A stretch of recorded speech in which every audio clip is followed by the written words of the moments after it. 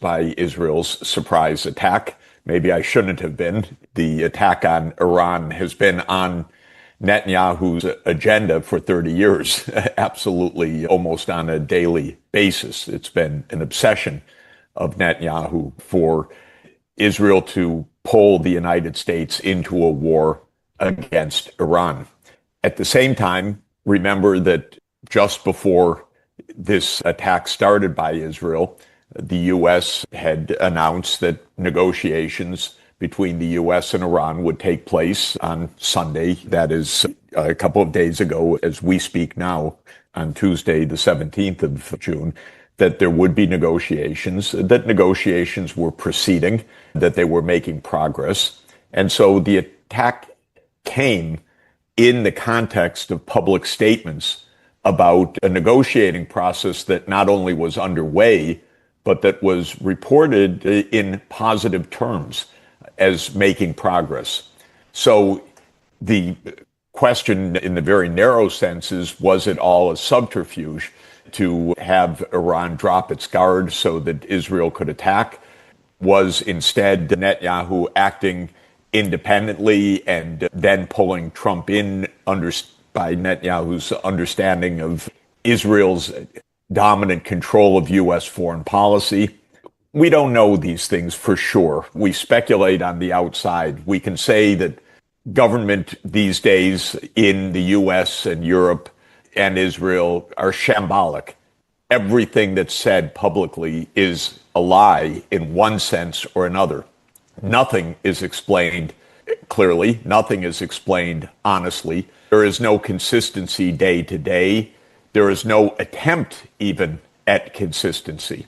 When really the attack started, Trump didn't say this was a surprise. The basic idea of the United States, Britain, France, especially, if there is an idea, these are three imperial powers. The idea is we determine the bottom line. So we are the ones that determine the outcomes of a conflict. That's the mindset. Of course, they don't. This is the post-imperial, post-Western imperial world.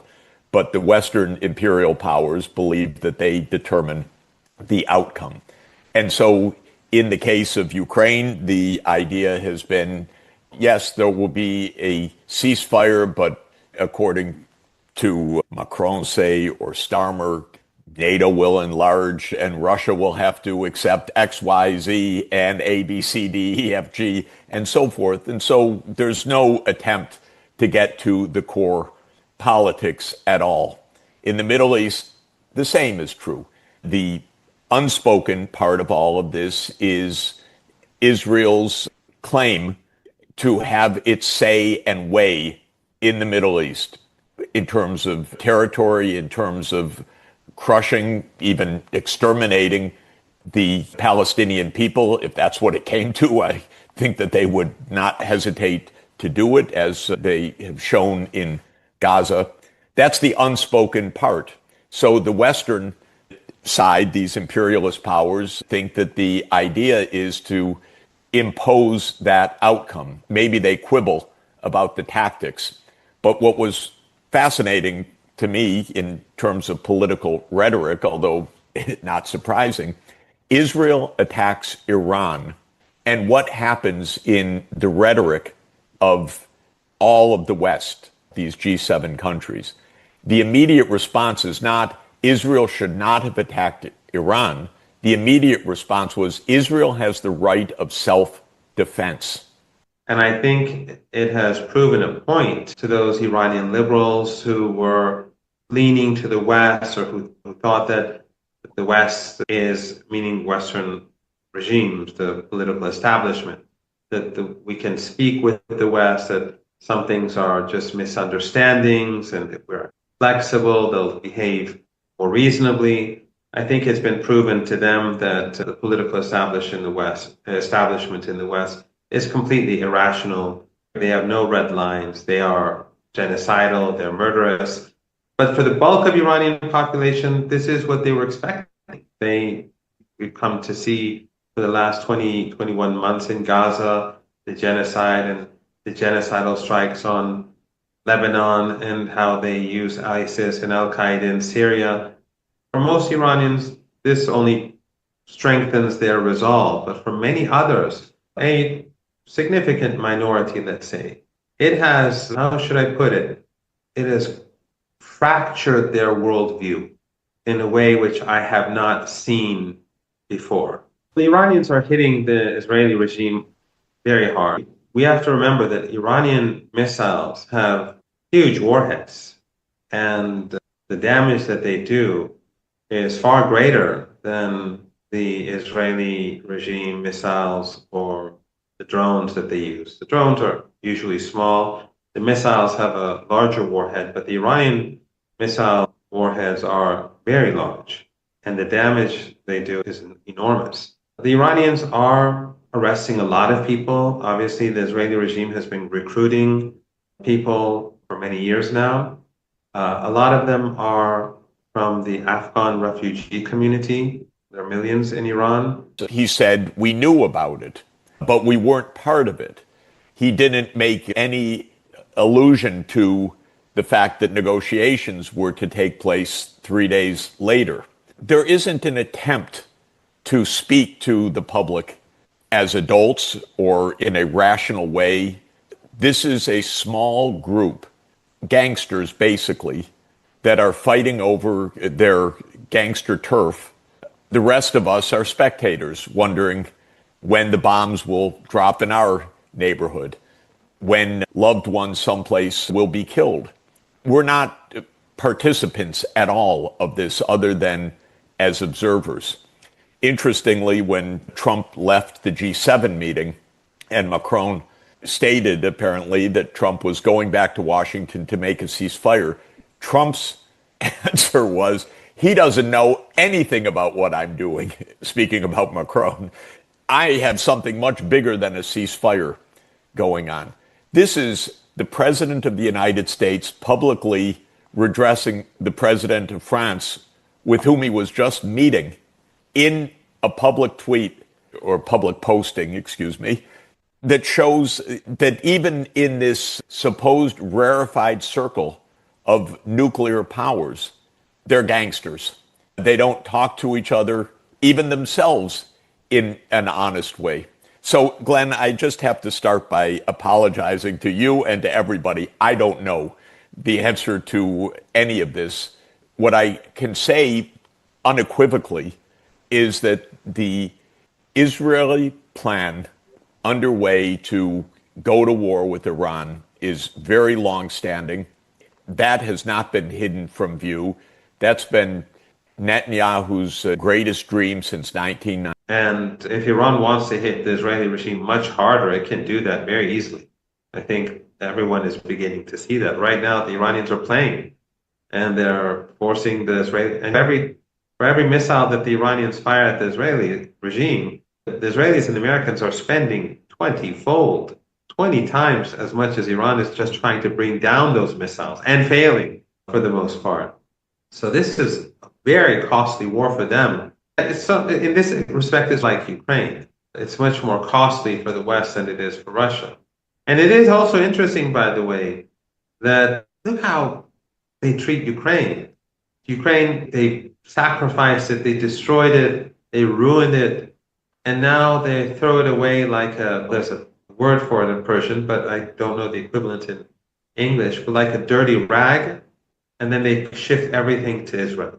So that's just telling the world and the people of Ukraine that, look, after all the sacrifices that you made for the West, they don't care about you. You're nothing to them. You're worthless to them. And now they'll just go defend their... Who will they defend? This ethno-supremacist, racist regime that's carrying out genocide. So this is what Iran is up against. And you imply they don't have red lines, but Iran will not allow them to achieve any of their objectives. We're watching this play out in an astounding way. Israel this year has been at war in Gaza, the West Bank, Lebanon, Syria, and Iran. You just can't make this up. This is a nonstop war. I'll add one more thing in this long-winded answer to your opening question. and that is, what is their theory of war? The theory of war is distinctive. Israel is a small place. It's got less than 10 million people, or about 10 million people. Iran has more than 90 million people. What is the theory? The theory is assassination and regime change. So the idea is decapitation rather than on the ground military invasion.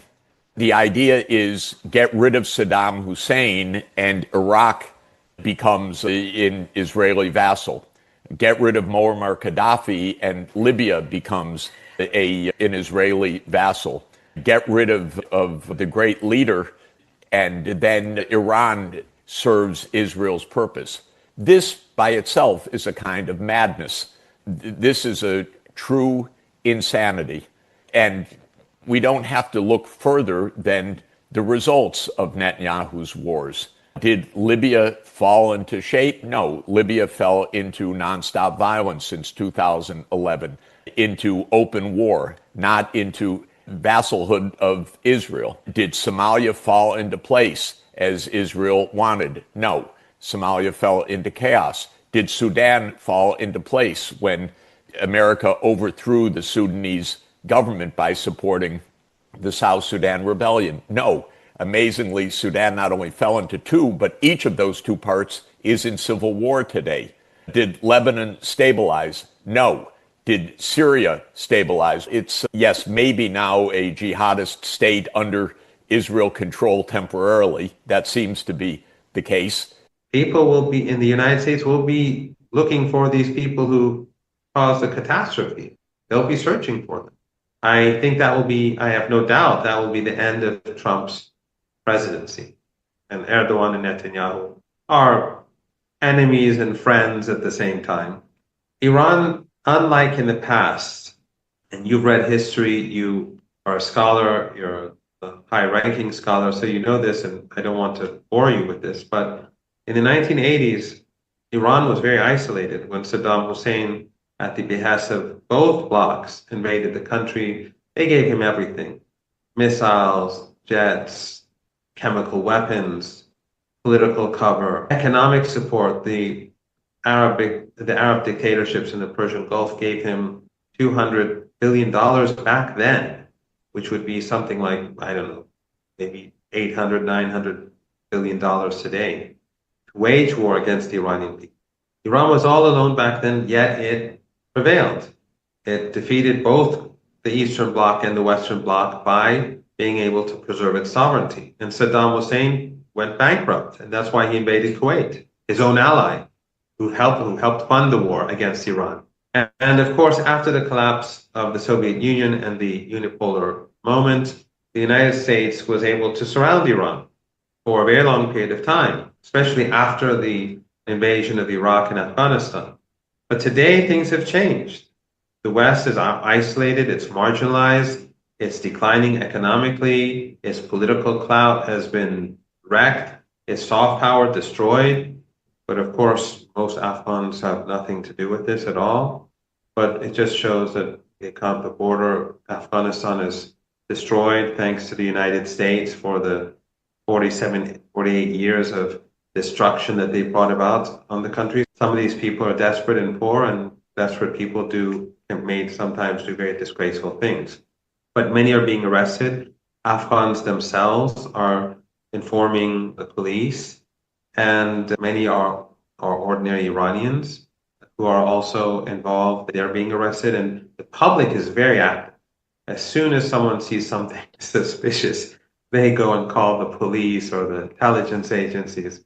And the public in smaller cities, they go and surround military bases and check the land and seek and look for devices that may be planted. And so the public has mobilized to defend the country.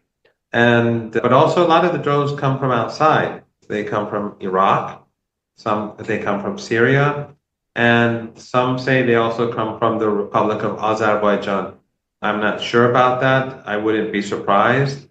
But in any case, Iran's air defenses have, after the first few hours, when Iran wasn't prepared, and apparently there was some what is it called in English? They were successful in disrupting air defenses through warfare initially, and by hacking the systems into different areas.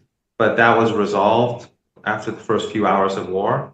There is a strong belief in Iran that the Israeli regime or their allies in Washington will carry out some sort of false flag attack in order to change the mood and in order to convince the public to change direction.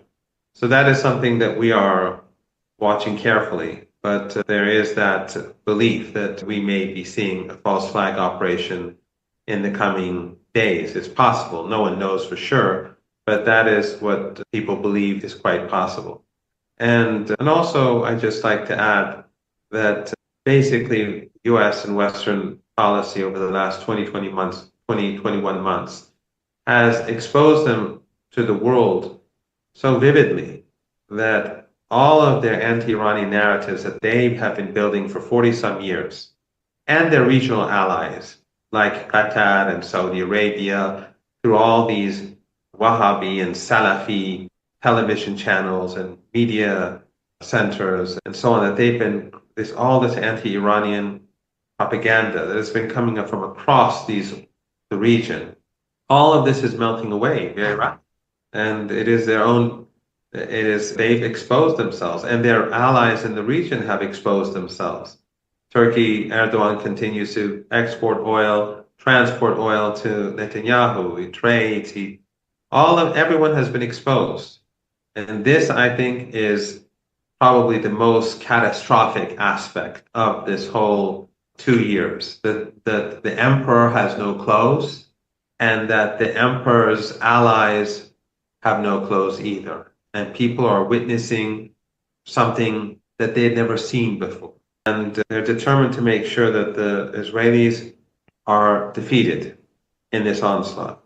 And it may take a long time. And of course, if the Americans get involved, this is going to be a much more deadly war, but it will have huge implications for the world, because Iran's ability to strike at the United States is much greater than its ability to strike at the Israeli regime. To strike the Israeli regime, you have to use long-range drones, long-range missiles. The Persian Gulf is, if anyone looks at the map, it's not very wide, it's pretty long, and the Iranians control one side of it. That's why it's called the Persian Gulf. And so Iran has many underground drone and missile bases across the Persian Gulf and deep inside Iran. They've been preparing for a U.S. attack for over 2 decades, especially since the invasion of Iraq. So Iran is far more prepared to protect itself against the United States and against the Israeli regime. The Israeli regime is a sideshow. They're not that important. The threat is the United States. Israel without the United States is nothing. We're seeing that today. But the United States has its base in oil and gas-rich family dictatorships across the Persian Gulf. And Iran will carry out decisive actions in the coming days. And that is obviously going to lead to a catastrophe in the global economy. It will lead to a catastrophe everywhere. No one will be left untouched. I think it will change the face of the world. Remember, they've been carrying out a Holocaust in Gaza for over 20 months now, and they are in their support for Israel. And right now, the reason why they're so enthusiastic about supporting Israel, and Western media is talking about how sophisticated the Israeli regime is, and their intelligence and their air force and the Mossad, and you saw during the first day or two, they're making up all these stories about Mossad having bases in Iran, all fabricated. But they wanted to change the debate. They wanted Gaza to be forgotten and to have a clean slate, and then describe the Zionist regime in a different way. How sophisticated it is, how their intelligence finds where these commanders are and they murder them. They don't say that they're at home, just like everyone else in neighborhoods. People know where they live. They have neighbors. They're on TV, or scientists or academics and professors. They murder them with their families and their neighbors and their kids and the kids of their neighbors. They don't say that. They want to change the narrative to make people forget about the Holocaust, because the world has turned against the regime and against the West. So they want to somehow show Israel in a positive light now. They have no red lines, that's true. But Iran knows that appeasing the American regime, appeasing Trump, appeasing these terrorists is only going to make things worse. Iran does not want the war to expand. In fact, he said specifically, when you bring down Saddam Hussein, young people in Iran will rally to the cause. They will see the end of despotism and so forth.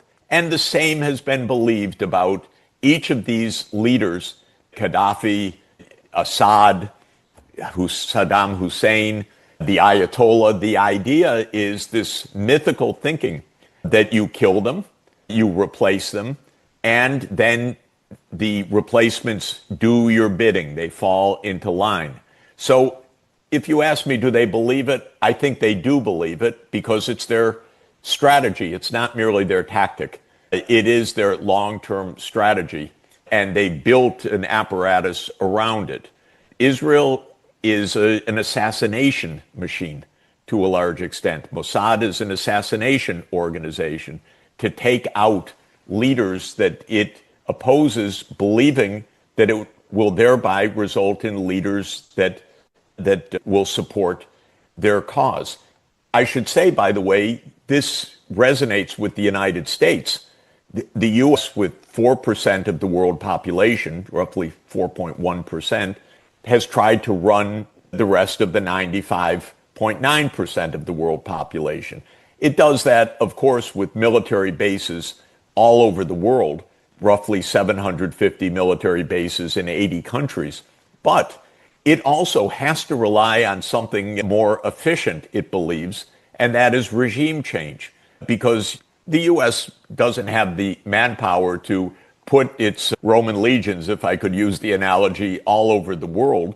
It needs to have governments that fall in line with it. It has a lot of vassal states. The Europeans are vassal states in this way. But if the oil and gas installations are destroyed or severely damaged, there won't be oil or gas to go through the Strait of Hormuz. If the tankers are sunk, badly damaged and destroyed, there won't be any tankers to go through the Strait of Hormuz. And then, of course, if the Strait of Hormuz is closed too, then it's just everything is over for years. Life in most of Iran is normal. At the beginning of this unprovoked war, this joint US-Israeli war, the government and the administration, in Tehran, they allowed many government employees, most government employees, to work from home so that they could leave the city if they feel necessary. And so Tehran, during the past few days, has become much less crowded. And so, for example, here at Press TV, the building is empty, and I have permission to use the building because this is the only place where the internet works well enough for me to do these interviews. But Press TV is still active. They're in a different place, a protected place, and they're employed. The structure in which the country is working right now has changed, but it is functioning. And morale is high because people have united. Iran has always been a united country, but it is united far more than before. This is an open act of aggression. After the strike, the Europeans and the Americans supported the aggression.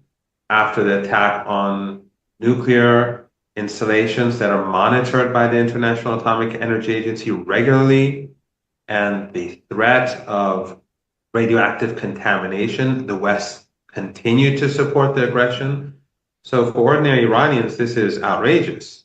The wherewithal, or even Israel and the United States will not have the wherewithal to defeat Iran. That's possible. I'm unfortunately not enough of a military expert to give any authoritative reading on that. But we do know the vastly exaggerated estimations of Western military power is part of this story. The United States has not won wars for decades. Sometimes it's had military victories, but it's rarely actually won a long war. And so from Afghanistan to Vietnam to countless other places, this kind of approach has not worked. And it may lose directly in the aerial battles and in the air defense and in Iran's ability to counterattack and destroy critical locations in populated Israel. It may fail just on that basis, or it may fail on the basis that the nuclear activities of Iran escalate in result and are not stopped by any of this, or in the fact that there is no regime change. They're trying, I think, a decapitation not only of the military and scientific leadership, but of the political leadership as well. This is likely to fail, but not impossible. This is an assassination machine. They have targeted drones to the apartment buildings and apartment floors and flats specifically. So they, with Mossad's methods, which is an assassination unit, they've made some progress. But that can fail, I think, is more likely than not to fail. The Israeli regime has the full support of the United States and the British and the West in carrying out this assault. Bases in our region, in Turkey, that are controlled by the U.S., in Turkey, in Qatar and Oman, and Bahrain, and the Emirates, and elsewhere. They're also in Kuwait. They're also being used. The U.S. has bases. I don't know in Kuwait if they have radar, but they're all being used both for defenses to help Israeli regime defense and offense. And of course, the Americans and the British and others, they're actively trying to bring down Iranian missiles. They're doing the heavy lifting when it comes to Israeli defenses. And of course, Jordan is allowing Israel to use, and the Americans to use its airspace. So it's basically Iran against the collective West, and regional regimes are basically in the American camp, whether it's Turkey or Qatar or the Emirates or Saudis. Many of them probably don't want to be in the American camp as things stand, but they're bound to the United States. But what the Iranians want to do is they want to strike their economy and their military. The Iranians want to make sure that the Israeli regime regrets this war, and that those people of influence in the regime, the wealthy and the powerful, that they're the ones who pay the real price, so that they will force the regime and their friends in the regime to end this. But Iran is determined that it will not appease the United States or the Israeli regimes. And the missiles, of course, they are getting through, and Iran is trying to finish the Israeli air defense capabilities. So they're really playing with the Israelis.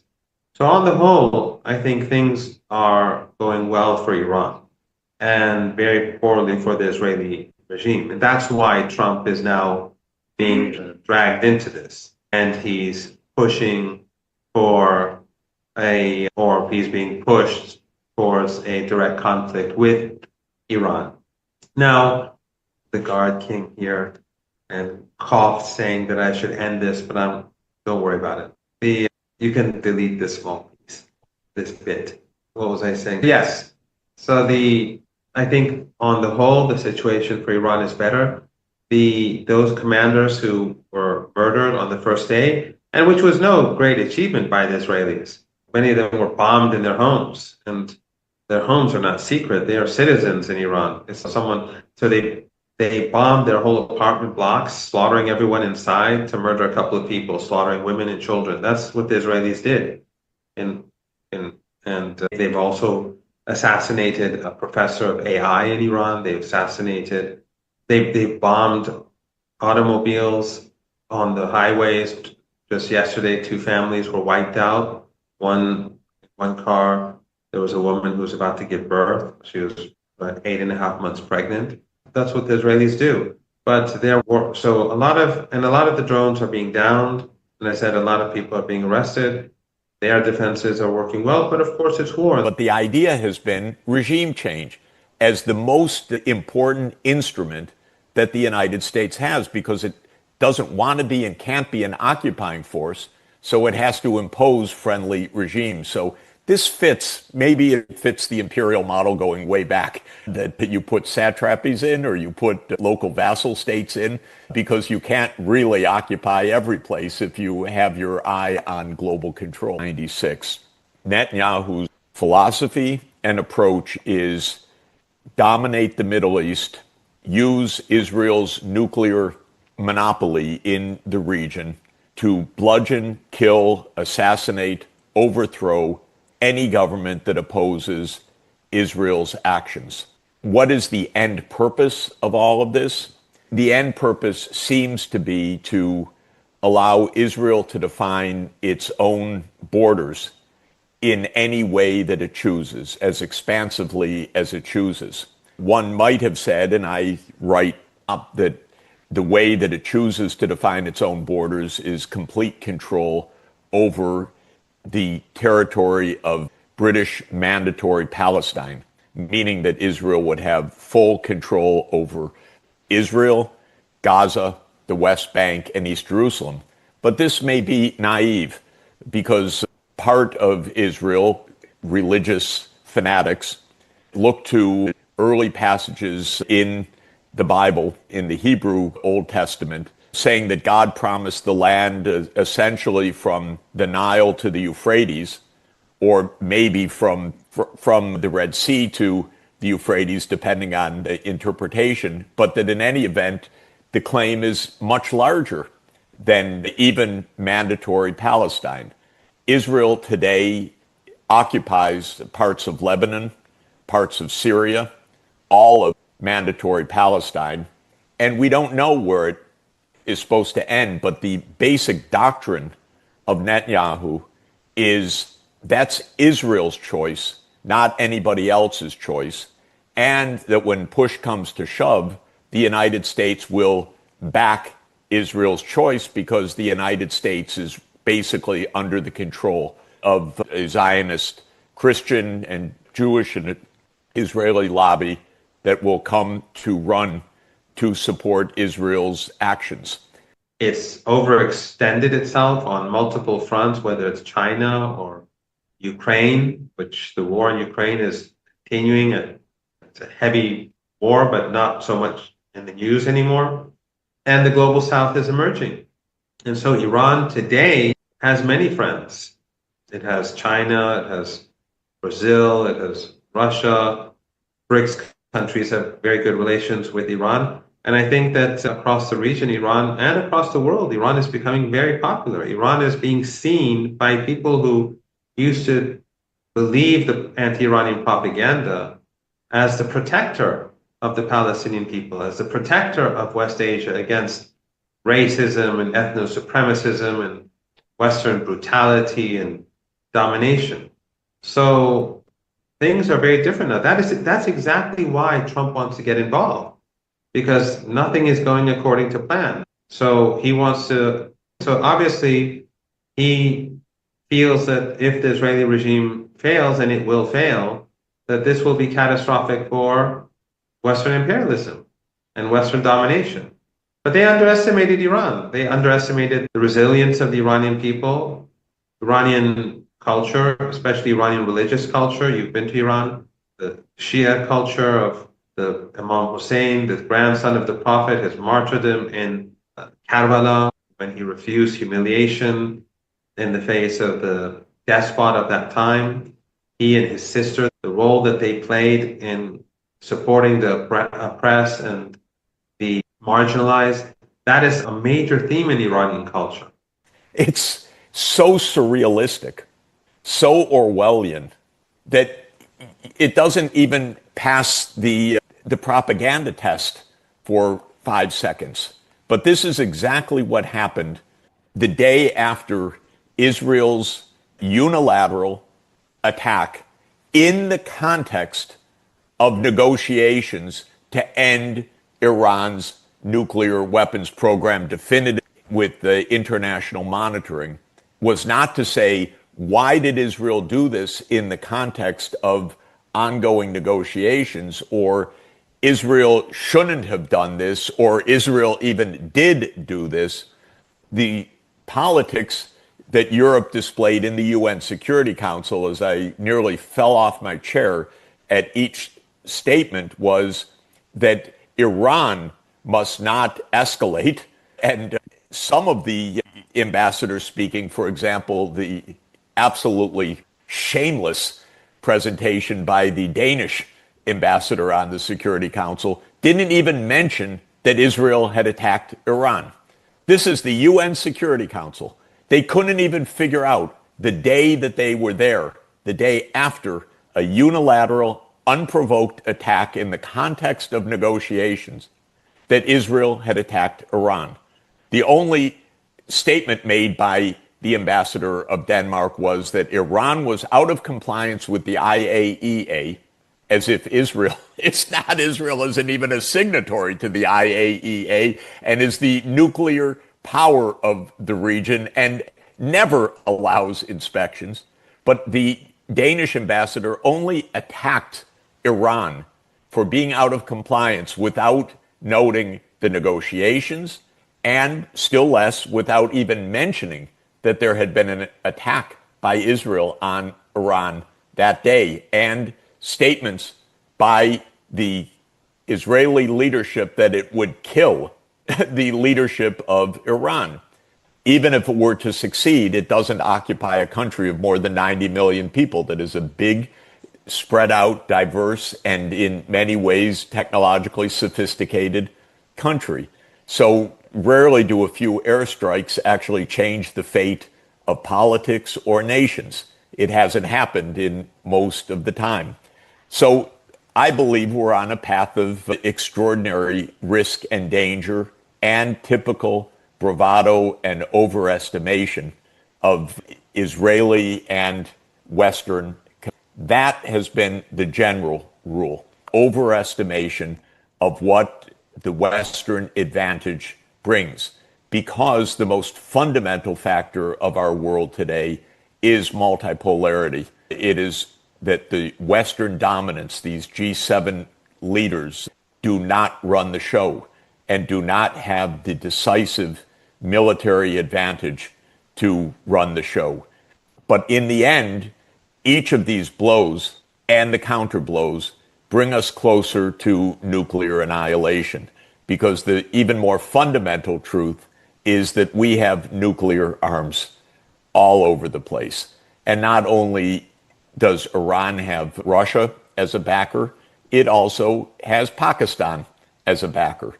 And the idea that this is just a unilateral show, nuclear-armed Israel versus the Islamic world versus Iran versus the Arab world, this could really get us all killed, this kind of delusion.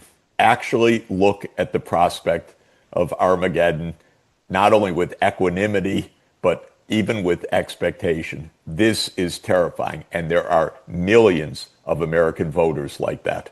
Weird as can be, I have to say, but actually that's the fact. Did Iraq? No. Saddam Hussein's departure did not create a vassal state, although it created an occupied state. So the theory of change is assassination and decapitation, Mossad-led rather than on the ground. And I think that this is the theory of a change for Iran as well. No one said boo about that. So this G7 is pathetic. No, Trump came, he went, didn't matter.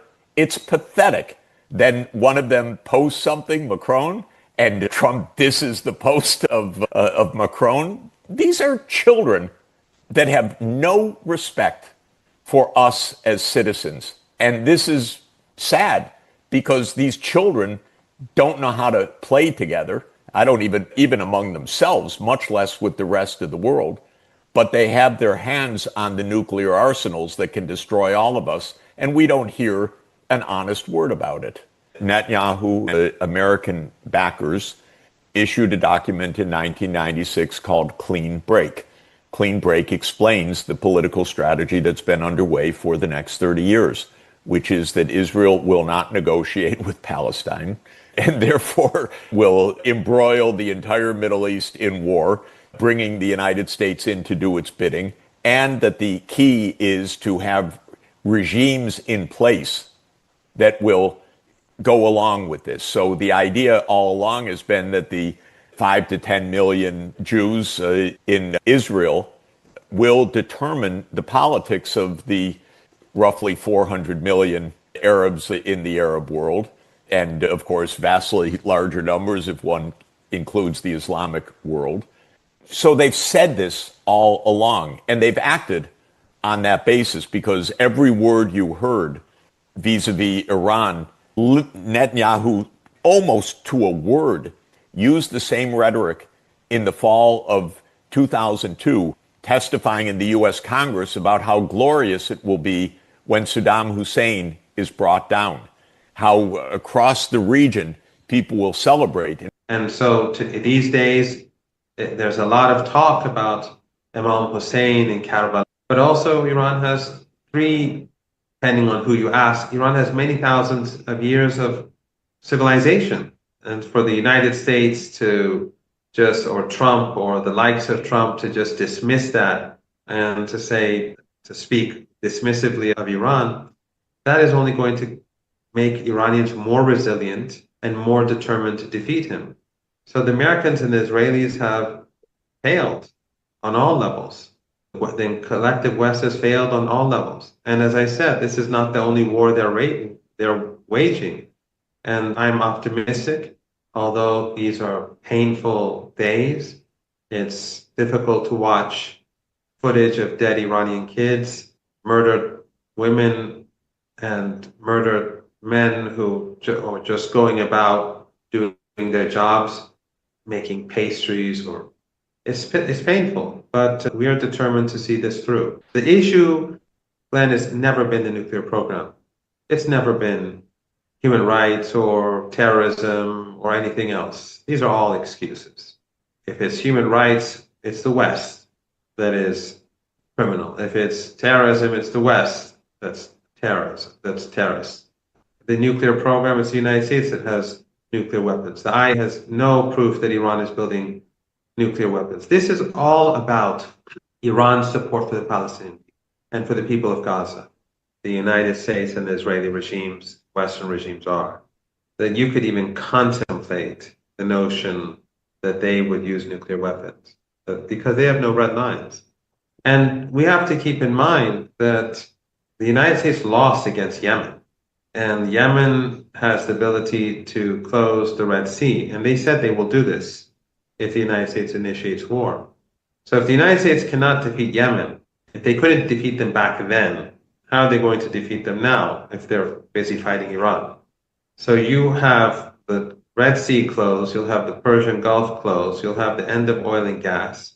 That will be the end of Trump, especially when, since the American people are against this war. Even Republicans the majority of Republicans are opposed. Not just Candace Owens or Tucker Carlson actively working against the Zionists and the neocons, but you even see Bannon being critical of these policies. And if Trump makes the stupid move of carrying out aggression, Iran, when it hits back very hard and the US economy collapses, the world economy will be something very different from what it is today. Perhaps tens, if not hundreds of millions of people will be on the move. I think it'll be far worse than the Great Depression of the previous century, when there's no oil and gas. And it's not just oil and gas from the Persian Gulf. It means West Asia, Caucasus. I think that will come to an end. So hopefully Trump will not make that stupid move. He is a fool. We see how he talks he doesn't even speak he doesn't even speak like a mafia chief. He speaks like a thug, and he is a thug. And if you compare his language to the language of the Iranian Ayatollah and see how he responds, and you see the total difference in Ayatollah Khamenei speaks eloquently, politely, but with very firm. Trump speaks like a gangster in some neighborhood somewhere. So this is the divide. And I think I don't believe that there's a chance in the world that the Americans will win. I don't believe that the Israeli regime will win. These are painful days for Iranians, but we will see this through. Iran has capabilities that no one knows about. And I think already the Americans and the Israelis have come to the recognition that they underestimated Iran. And that shows the limits of US and Israeli intelligence. They pretend to know everything, but obviously they don't. But I think it's not just about shutting the Strait of Hormuz.